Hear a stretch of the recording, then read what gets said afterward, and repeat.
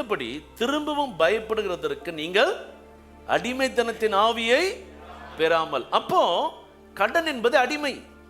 நீதிமொழிகள் 22:7. ஐஸ்வர்யவான் தரித்திரனை ஆளுகிறான், கடன் வாங்கினவன் அடிமை.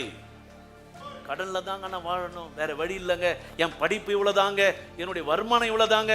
வருமானத்தை வச்சு இல்ல, வேதம் சொல்லுகிறது நீதிமான் விசுவாசத்தினால். நீங்க விசுவாசிங்க, என்ன வந்துகிட்டே இருக்க போகுது.